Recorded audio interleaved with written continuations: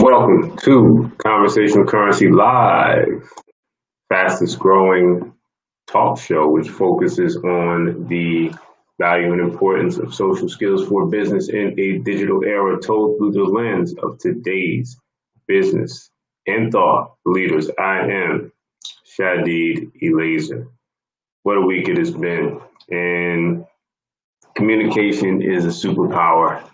And what I want you to imagine is if you were able to say the right words in the right moments to every man or woman in a business setting, what would the trajectory, the quality of your life be?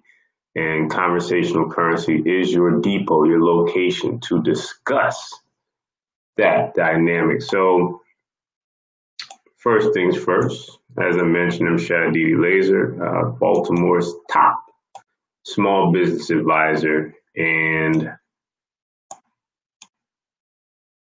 we're going to go into the idea of something that is near and dear to my heart and my philosophy on growing businesses. And one thing that many of them lack, and if you stick around through this live stream, you will learn the secret sauce to building a loyalty that goes beyond customer lifetime value. What is the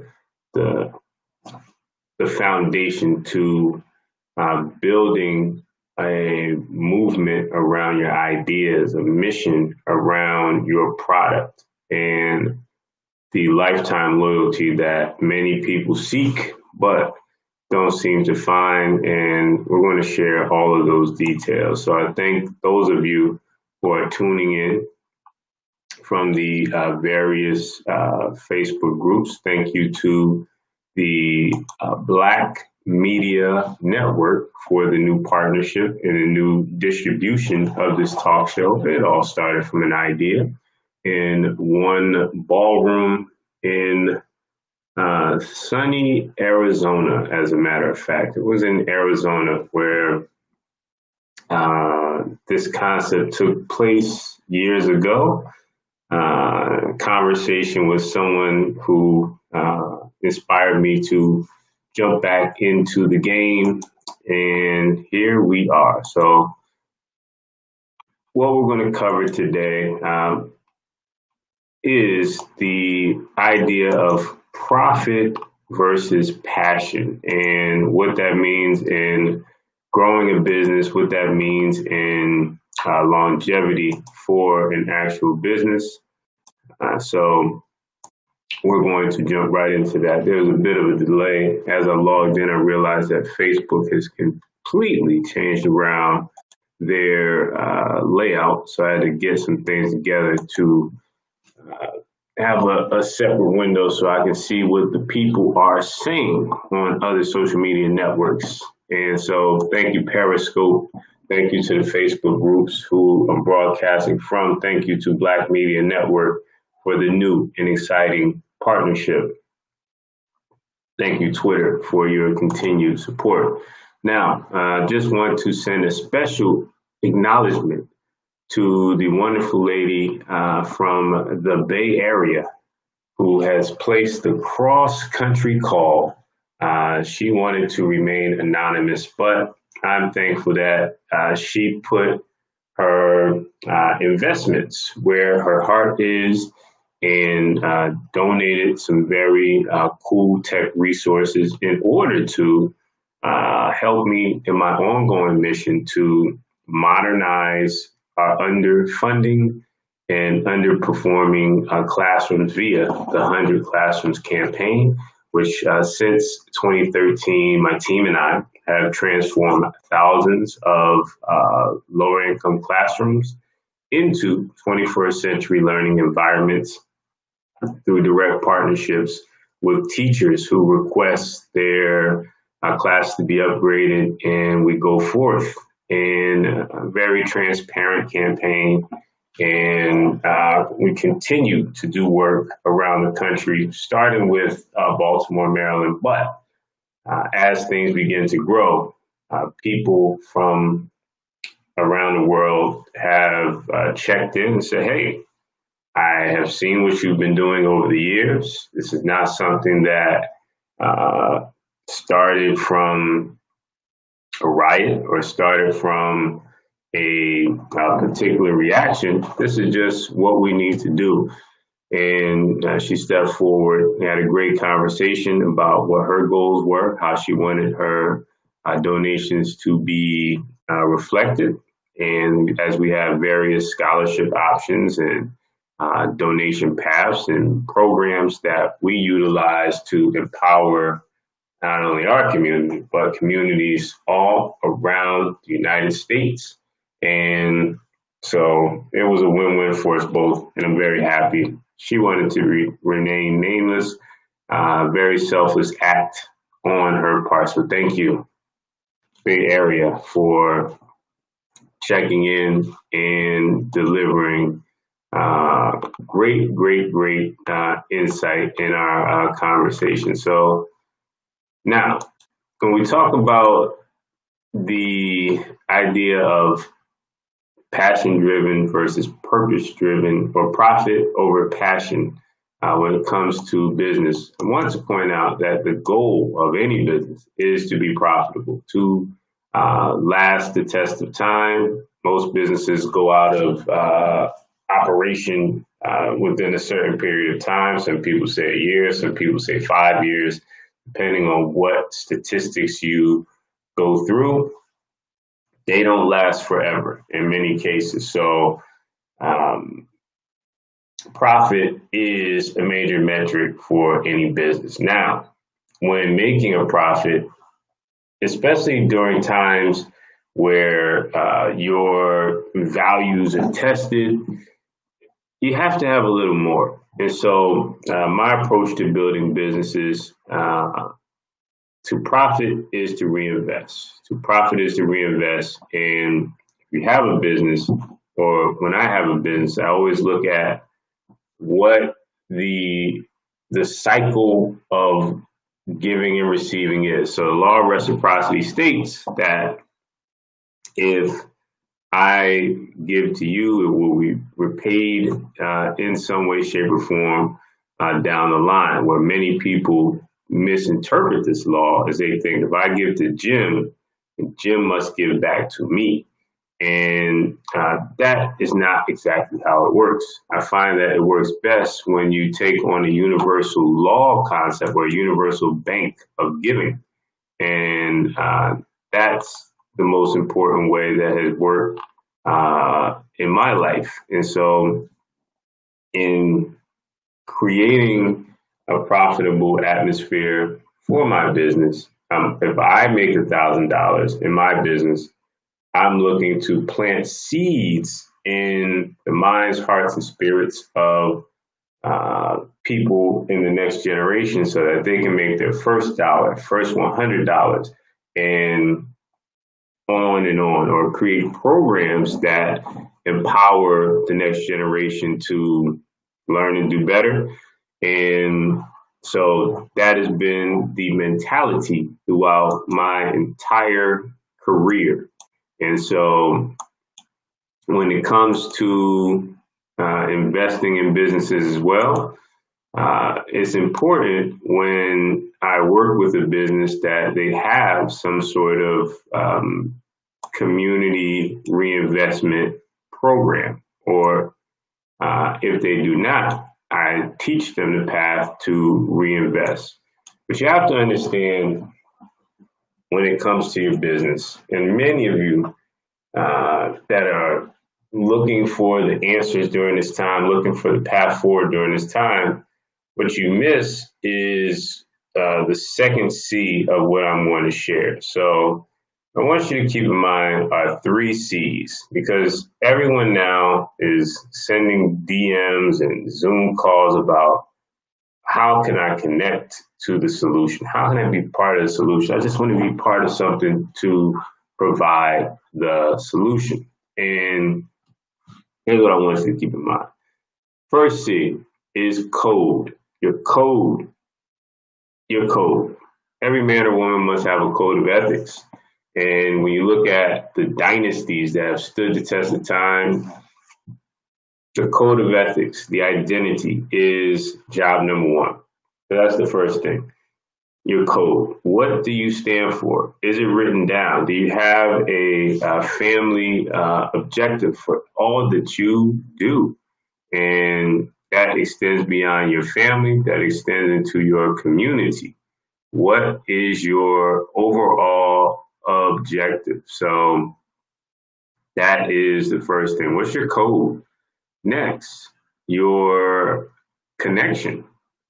What is your connection? Meaning, you can be a seven-figure entrepreneur, and in times of uncertainty, if you do not have the connection with those people on the ground, your money will be rendered useless, or your money, when invested, won't go directly to the source. There are people who prey on outsiders. There are people who make a living when there's unrest, there's uncertainty, in searching for the or presenting the solution to those who are not connected to the people who actively work on the solution every day. So when we talk about connection, here's what I want you to realize is that as an entrepreneur, your business is part of the system, meaning you're a job creator.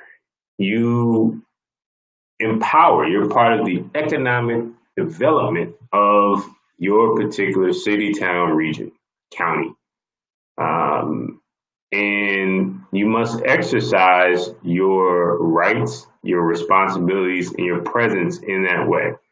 I mentioned one department that is within every single county in the United States. I know this for a fact because I know many of the chairs around the country in my role with SBA. And that is economic development. Your city has an economic development board, and you as an entrepreneur need to have a relationship with economic development within your city. You pay taxes as an entrepreneur. Why on earth would you not want to have a relationship with the people who write the laws concerning the taxes that you pay? Yes, you should be involved with your local politics. I don't care who you vote for, but you should have a personal relationship with the local politicians. I'll tell you a story. When it comes to there's one local politician who his was at an event and his car had trouble. So I actually let him use my phone because his phone died. Let him use my phone and actually gave him a ride to get to safer location. So from that day, he opened the door in terms of answering questions and helping in whatever way, shape, or form. That formed a relationship that led into all sorts of doors opening, introductions into the world of local politics. So we talk about things happening in our communities. The people, the president is one level of connection, but you're farther removed from that. But what's going on a local level within your district, you need to have a direct connection because the people who are elected in those roles are literally neighbors in terms of where they may live. So you need to have a stake in that. You are a business owner and you are not a part of your chamber of commerce within your city. Again, the Chamber of Commerce is a marketplace for entrepreneurs. It is the place where the decisions are made regarding small business within your region. You need to have a seat at that table. What is your connection? If you have all the money, you're a 7-figure, 8-figure entrepreneur, but your business only lives online, then you don't have the impact that's necessary to make long-lasting or systemic change within your particular market. So these are the things I want you to keep in mind as you continue down this path. So next is community. So we cover code, we cover connection, we cover community. Building an audience is one of the most powerful acts that you can do as an entrepreneur. You need to have an audience, build an audience around your particular topic or problem that you solve or skill set that you teach. Now, one powerful mindset shift with building a community is the concept that your business is a stage. Now, the stage concept exists like this, where you have your stage, which requires an audience, and your stage is the platform through which talent is expressed in order to help people reach their goals. So the platform itself stays. So there's numerous examples of this. There's the Mickey Mouse Club. There's the Saturday Night Live would be another. So it's a proving ground. It's a place where people can get their start and grow. One of the stages that I've built is Baltimore SharePoint User Group. So for Microsoft professionals, they can learn about the Microsoft industry, connect with experts, and grow. We've had 4 7-figure practices that have started from members of that community. So there's several professionals that have gone on to work for Microsoft, several that have gone on to become 5- and 6-figure consultants. And so I'm very proud about the growth and success of Baltimore SharePoint. So your business is a stage. So what I want to close with is building your business to empower others. It's important to always keep the next generation in mind when you're building and use what your assets are in order to help them reach the next generation. Once again, this is Shadid Eleazer, and you've been tuning into Conversational Currency Live. We are live streaming, and this is the fastest growing platform, which focuses on the value and importance of social skills for business in a digital era, told through the lens of today's business and thought leaders. Thank you and good night. MrShadid.com/email for more details, more news, more notes, and strategies in order to help you with your goal of being more successful.